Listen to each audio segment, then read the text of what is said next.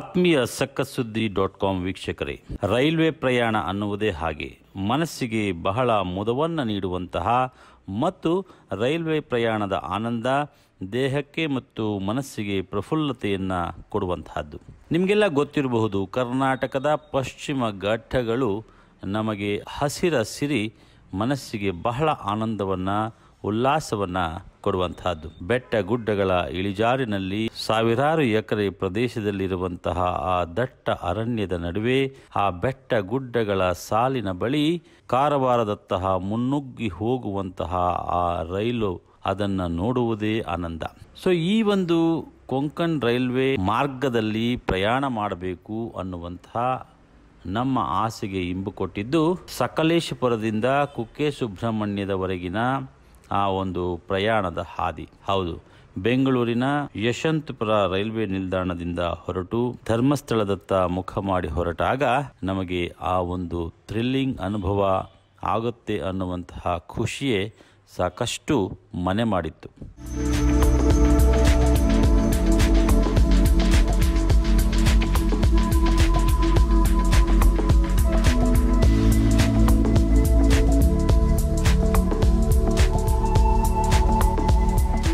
So ಈ ನಿಟ್ಟಿನಲ್ಲಿ ಸಕಲೇಶಪುರವನ್ನು ದಾಟಿ ರೈಲು ಮುನ್ನುಗ್ಗುತ್ತಿದ್ದ ಹಾಗೆ ನಮಗೆ ಸಿಗುವಂತಹ ಆ ದಟ್ಟವಾದ ಅರಣ್ಯ ಪ್ರದೇಶ, ಕಣ್ಣು ಹಾಯಿಸಿದಷ್ಟು ಹಸಿರ ವನರಾಶಿ ಮನಸ್ಸಿಗೆ ಪ್ರಫುಲ್ಲತೆಯನ್ನು ಕೊಟ್ಟಿದ್ದು ಸುಳ್ಳಲ್ಲ. ಸೊ ಈ ಒಂದು ರೈಲ್ವೆ ಮಾರ್ಗ ಬೃಹತ್ ಬೆಟ್ಟಗಳ ಅಡಿಯಲ್ಲಿ, ಬೆಟ್ಟಗಳ ಆಸುಪಾಸಿನಲ್ಲಿ ಹಾದು ಹೋಗ್ತಾ ಇದ್ದರೆ ನಾವು ರೈಲಿನಿಂದ ಕೆಳಗಡೆ ನೋಡುವಾಗ ಕಾಣುವಂತಹ ಪ್ರಪಾತ ಮತ್ತು ಕಣ್ಣು ಹಾಯಿಸಿದಷ್ಟು ಕೂಡ ಹಸಿರ ವನರಾಶಿ ಮನಸ್ಸಿಗೆ ಮುದವನ್ನು ನೀಡುವುದು ಸುಳ್ಳಲ್ಲ.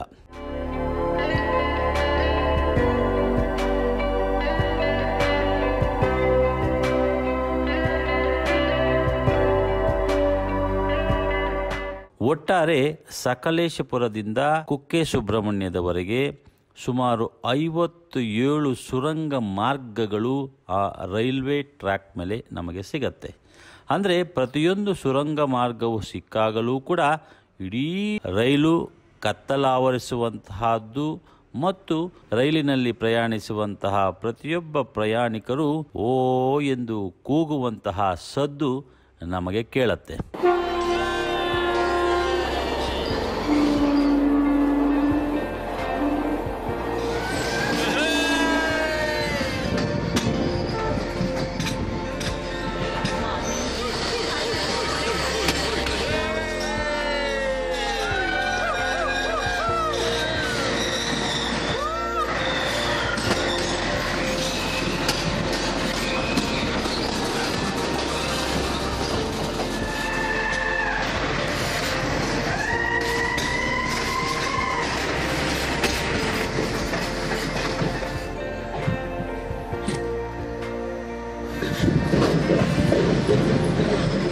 ಬೆಟ್ಟದ ಇಳಿಜಾರಿನಲ್ಲಿ ಬಹಳ ಶ್ರಮವಹಿಸಿ ಮಾಡಿರುವಂತಹ ಈ ಒಂದು ರೈಲ್ವೆ ಹಳಿ ಕಾರ್ಯ ನಮಗೆ ನಿಜಕ್ಕೂ ಕೂಡ ಸವಾಲೆನಿಸುತ್ತದೆ.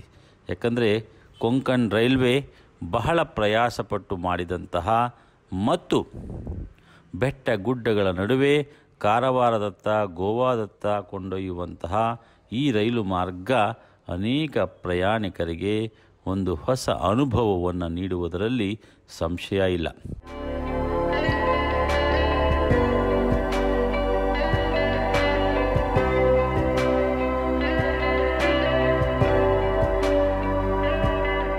ಪ್ರಮುಖವಾಗಿ ನಮ್ಮನ್ನು ಹೆಚ್ಚು ಅಟ್ರ್ಯಾಕ್ಟ್ ಮಾಡುವಂತಹದ್ದು ಸಕಲೇಶಪುರದಿಂದ ಹೊರಟು ಕುಕ್ಕೆ ಸುಬ್ರಹ್ಮಣ್ಯನ ದಾಟಿ ಮತ್ತೆ ಕಾರವಾರದವರೆಗೂ ಏನು ರೈಲು ಮಾರ್ಗ ಹೋಗುತ್ತೆ, ಆ ಇಡೀ ಸೆಗ್ಮೆಂಟು ಪ್ರತಿಯೊಬ್ಬ ಪ್ರಯಾಣಿಕನು ಕೂಡ ಹೆಚ್ಚು ಮುದ ನೀಡುತ್ತೆ. ಓಕೆ, ನಮಗೆ ಕಾರವಾರದವರೆಗೂ ಹೋಗಲಿಕ್ಕೆ ಈಗ ಸದ್ಯಕ್ಕೆ ಆಗೋದಿಲ್ಲ ಅನ್ನುವಂಥವರು ಸಾಕಷ್ಟು ಮಂದಿ ಧರ್ಮಸ್ಥಳಕ್ಕೆ ಹೊರಡುವಂತಹವರು ಈ ರೈಲ್ವೆ ಮಾರ್ಗವಾಗಿ ಹೊರಡುವಂತಹ ಅಭ್ಯಾಸವನ್ನು ಇಟ್ಕೊಂಡಿರ್ತಾರೆ. ಅಂತಹವರು ಬೆಂಗಳೂರಿನಿಂದ ಹೊರಟು ಕುಕ್ಕೆ ಸುಬ್ರಹ್ಮಣ್ಯದ ರೈಲು ನಿಲ್ದಾಣದಲ್ಲಿ ಇಳಿದು ಅಲ್ಲಿಂದ ಧರ್ಮಸ್ಥಳಕ್ಕೆ ಹೋಗುವಂತಹ ಒಂದು ಪ್ರತೀತಿ ಇಟ್ಕೊಂಡಿರ್ತಾರೆ. ಸೊ ಅಂತಹವ್ರಿಗೂ ಕೂಡ ಒಂದು 57 ಟನಲ್ಸ್ ಕೊಡುವಂತಹ ಆನಂದ ಮತ್ತು ಅಲ್ಲಿ ಬೆಟ್ಟದ ಸಾಲುಗಳ ಪಕ್ಕದಲ್ಲಿ ಹಾದು ಹೋಗುವಂತಹ ಆ ರೈಲಿನ ಅನುಭವ ಹೆಚ್ಚು ಖುಷಿ ಕೊಡ್ತಾ ಹೋಗುತ್ತೆ. ಸೊ ಅದರ ಒಂದು ಝಲಕ್ ನಮ್ಮ ಅನುಭವವನ್ನು ನಿಮ್ಮ ಜೊತೆ ಶೇರ್ ಮಾಡ್ತಿದ್ದೀವಿ. ಒಮ್ಮೆ ನಿಮಗೂ ಕೂಡ ಸಾಧ್ಯವಾದರೆ ಕೊಂಕಣ್ ರೈಲ್ವೆ ಮಾರ್ಗದಲ್ಲಿ ಪ್ರಯಾಣಿಸುವಂತಹ ಪ್ರಯತ್ನಕ್ಕೆ ನೀವು ಇಂಬು ಕೊಡಿ. ಅದು ನಿಮ್ಮ ಸ್ಮೃತಿ ಪಟಲದಲ್ಲಿ ಅಚ್ಚಳಿಯದೆ ಉಳಿಯುತ್ತೆ.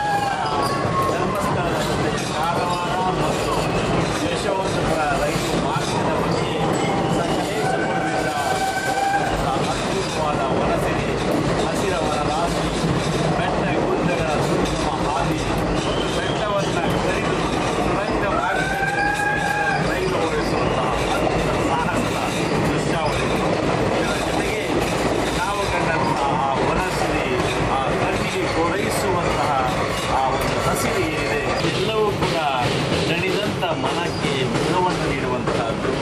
ಆ ಸೌಂದರ್ಯದ ಸವಿಯನ್ನು ಸವಿಬೇಕಾದ್ರೆ ಆ ಸವಿಯುವ ಮನಸ್ಸು ನಮ್ಮದಾಗಬೇಕು. ಬದುಕಿನಲ್ಲಿ ಒಮ್ಮೆಯಾದರೂ ಕೂಡ ಇಂತಹ ಒಂದು ಅದ್ಭುತ ರುದ್ರ ರಮಣೀಯ ರಸ್ತೆಯ ಕಡಿದಾದ ಈ ರೈಲ್ವೆ ತಿರುವಿನಲ್ಲಿ ನಾವು ಪಯಣಿಸಬೇಕು.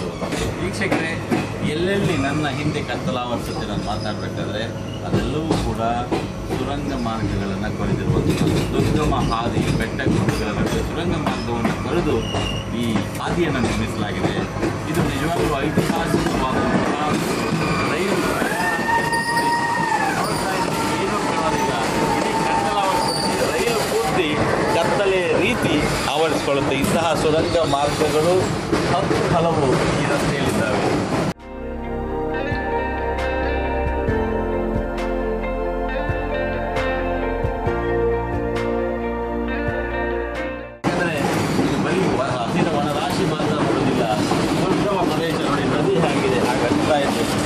ದುರ್ಗಮ ಪ್ರದೇಶದಲ್ಲಿ ರೈಲು ಬಹಳ ಸಜ್ಜು ಮಾಡ್ತಾ ಓಡ್ತಾ ಮಾನಸಿಕ ಪ್ರಯಾಣದ ಅನುಭವ ಆಗ್ತದೆ. ಜೀವನದಲ್ಲಿ ಒಮ್ಮೆಯಾದರೂ ಇಂತಹ ರೋಮಾಂಚಕಾರಿ ಪ್ರಯಾಣವನ್ನು ಮಾಡಿ ಮುಂಚೆ ಸುರಂಗ ಸಿಗ್ತಾ ಇದೆ.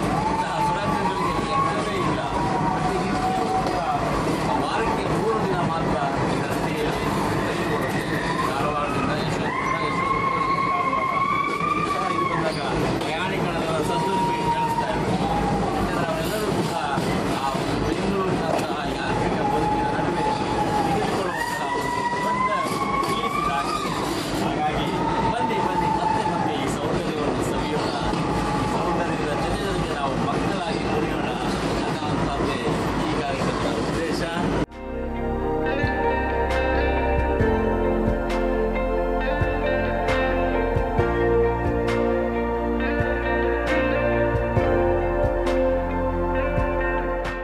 For more programs, kindly subscribe Sakkas Sudhi on YouTube channel and follow us Facebook, Twitter and Instagram.